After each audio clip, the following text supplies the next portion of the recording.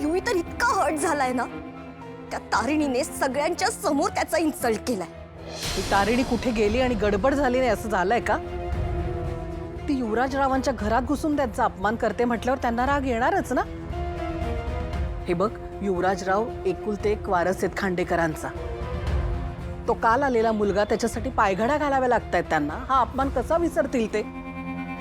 हे बघ, तुला अजूनही सांगते, काहीही करून त्या तारिणीला घरातून बाहेर काढ. त्यासाठी त्या केदारला हात धरून बाहेर काढावं लागलं ना तरी चालेल. हे बघ, तुझ्या संसारापासून दूर ठेव तिला, नाहीतर तुझा संसार धोक्यात आणेल ती. मम्मा, हे मला कळत नाहीये का?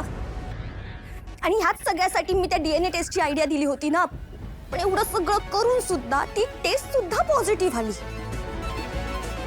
आता तर कायदेशीररित्या तो केदार खांडेकरांचा मुलगा झालाय आणि आम्ही काहीही करू शकत नाहीये. कळतंय का तुला? आता कितीही इच्छा असली ना तरी कोणीही त्याला या घराबाहेर काढू शकत नाही.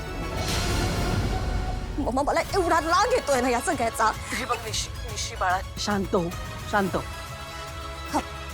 आपण करू काहीतरी. आणि असं रागराग करून काय होणार आहे? मग मी एक्झॅक्टली काय करू असं वाटतं तुला? हा, काय राहिलंय माझ्या हातात तूच सांग ना.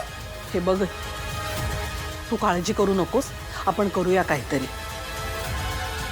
पण एक गोष्ट लक्षात ठेव, ती तारिणी ना हे मुद्दाम करतेय सगळं.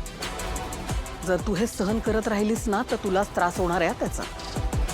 इथे बेलसऱ्यांकडे मी आणि मालती होतो तिला लगाम घालायला, पण तिकडे तुलाच सांभाळावं लागणार आहे सगळं. हो मम्मा, कळतंय मला.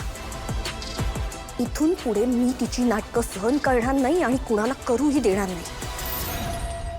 तिने माझ्या युवीचा इन्सल्ट केलाय ना, या इन्सल्टचं उत्तर तिला द्यावंच लागेल. हे बघ, पण जे काही करशील ना ते पूर्ण विचार करून कर. आम्ही आहोत तुझ्या बरोबर. Thank you mamma. तुझ्याशी बोलून ना आता थोडं रिलॅक्स वाटतंय. नाही तर सतत ते तारिणी आणि केदार डोळ्यासमोर असतात ना, माझी इतकी चिडचिड होते ना त्यांना बघून की मी. निशू बाळा, चिडचिड करू नकोस ग. पण मला एक सांग, युवराजरावांनी ते रिपोर्ट बदलण्याची सोय केली होती ना, मग ते पॉझिटिव्ह रिपोर्ट तिथे आले कसे?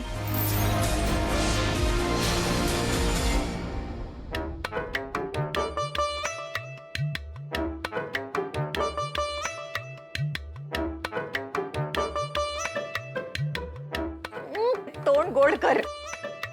अगं मला नको साखर, तोडले मी साखर. का? मी ठरवलंय, जोपर्यंत माझं केदू मला मिळत नाही ना तोपर्यंत मी साखर खाणार नाहीये. अगं वेडी आहेस का? हे असलं करून केदार परत येणार आहे का तुझ्याकडे? एवढी चांगली बातमी आहे, तोंड गोड कर आधी. पण कशासाठी? केदार खांडेकरांचा वारस आहे हे पुराव्यानिशी सिद्ध झालंय आता. आता खांडेकरांच्या संपत्तीवर त्याचा कायदेशीररित्या हक्क आहे. आई, माझं केदू ना आहेच ग्रीन फ्लॅग, पण माझ्या ग्रीन फ्लॅग सोबत असणाऱ्या त्या रेड फ्लॅगचं करायचं काय?